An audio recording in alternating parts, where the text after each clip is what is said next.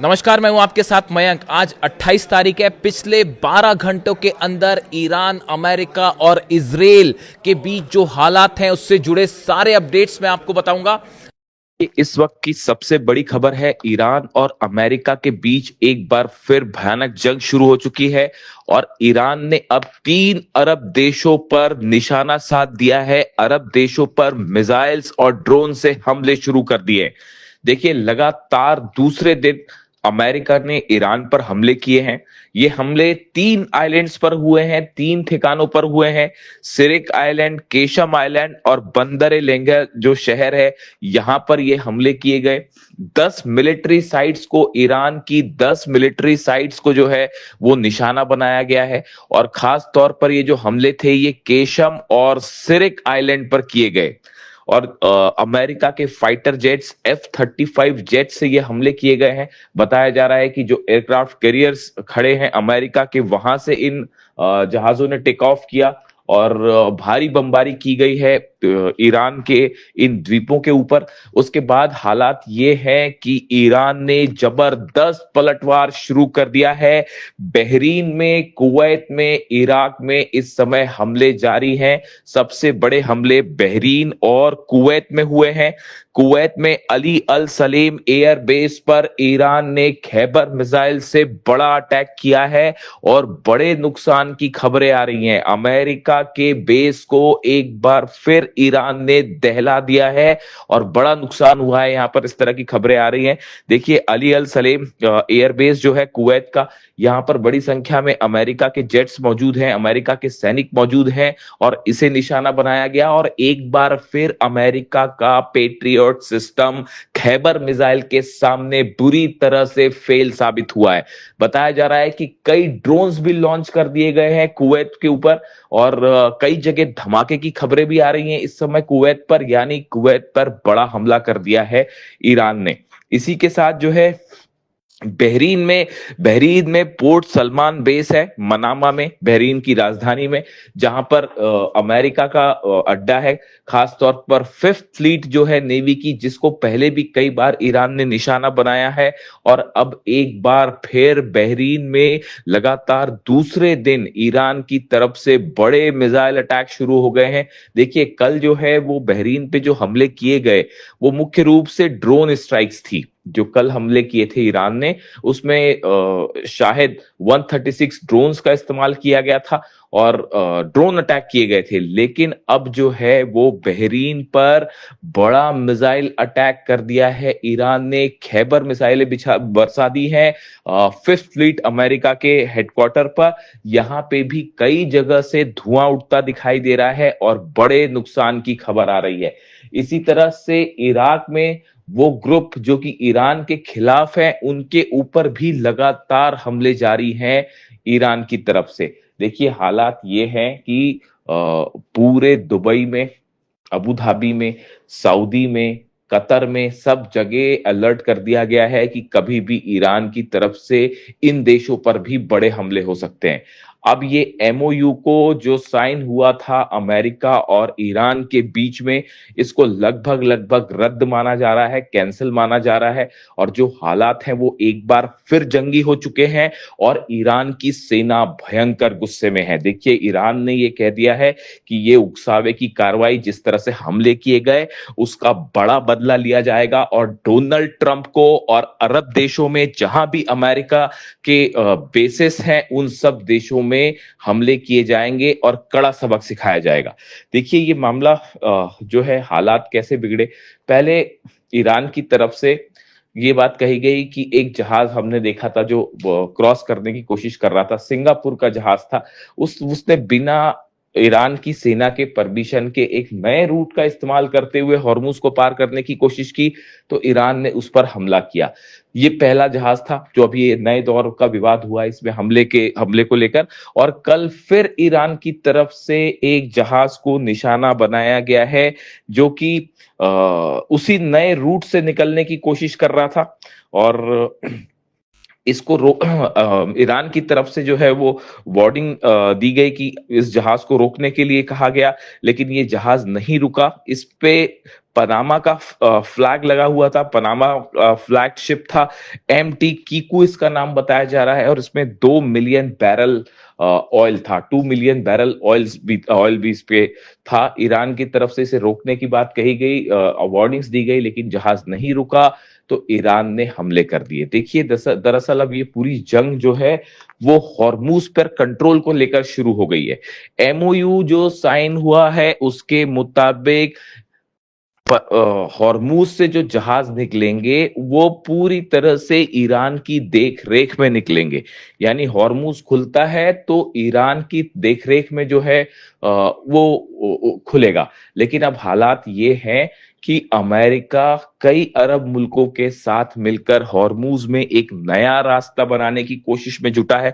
वो पूरी तरह से ईरान को बाईपास करके यहां से जहाज निकालना चाहता है। ये एक बड़ी साजिश बताई जा रही है अमेरिका की कुछ अरब देशों के साथ मिलकर हॉर्मूज में, ऐसा ईरान का कहना है। ईरान ने साफ कर दिया है कि हॉर्मूज ईरान का था, ईरान का है और ईरान का रहेगा, और यहां पर किसी तरह की साजिश होगी तो उसका जवाब खैबर मिसाइलों से दिया जाएगा, उसका जवाब ड्रोन से दिया जाएगा। और हॉर्मूज में एक बार फिर ईरान की तरफ से जो हमले हुए हैं उसने ये साबित कर दिया है कि अमेरिका चाहे लाख कोशिश करे, किसी भी अरब देश के साथ मिलकर कोई कोशिश कर ले हॉर्मूज पर कंट्रोल करने की, लेकिन हकीकत यह है कि हॉर्मूज में ईरान की परमिशन के बिना परिंदा भी पर नहीं मार सकता। और पिछले 2 दिन से ये हमले हो रहे हैं, ये बात एक बार फिर बता रहे हैं कि अमेरिका को मुंह की खानी पड़ेगी हॉर्मूज में।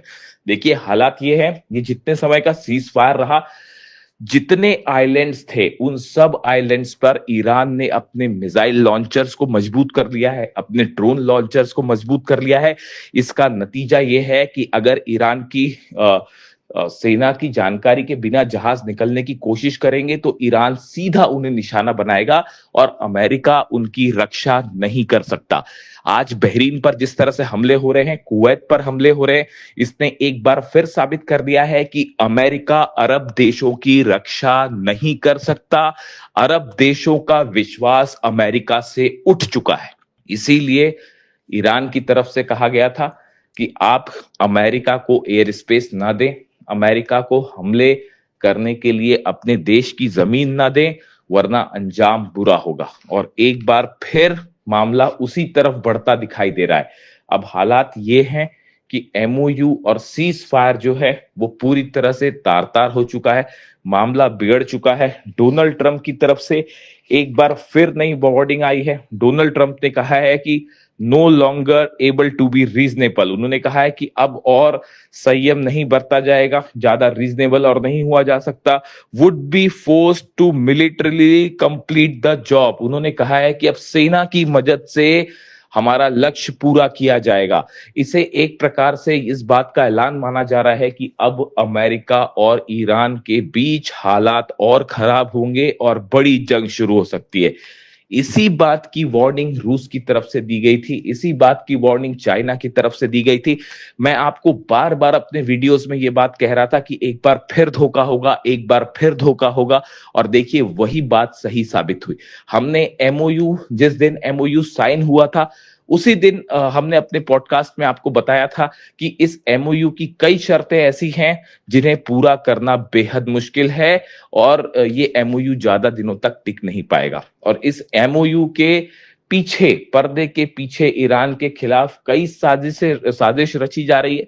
हॉर्मूज पर कैसे कब्जा किया जाए इसकी साजिश है, ईरान के यूरेनियम पर कैसे कब्जा किया जाए इसकी साजिश है, और कई अरब देशों के साथ मिलकर अमेरिका एक बड़ा प्लान तैयार कर रहा है ईरान के खिलाफ। और देखिए एक बार फिर वही बात निकलकर सामने आ गई है, और अब नतीजा ये है, ईरान की सेना ने इस बात को साफ कर दिया है। नए बयान आए हैं आरजीसी की तरफ से, ईरान की सेना की तरफ से, कि आने वाले वक्त पे अरब देशों में जितने अमेरिकन बेसेस हैं उस पर और भयानक हमले किए जाएंगे।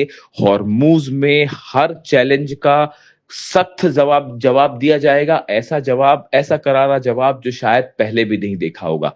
बताया जा रहा है ईरान एक बहुत बड़े हमले की प्लानिंग कर रहा है। हालात देखिए लेबनान में भी जिस तरह से है, लेबनान में एक बार फिर जो है नेतन्याहू ने बमबारी शुरू कर दी है और वहां पर भी मौतों की खबरें आ रही हैं। ऐसा ही हाल गाजा का है। लेबनान में जिस तरह से समझौता हुआ, लेबनान की सरकार जो कि अमेरिका की पिट्ठू है, उसके बीच में और इजराइल के बीच में, उस समझौते को मानने से लेबनान के लोगों ने ही इनकार कर दिया है।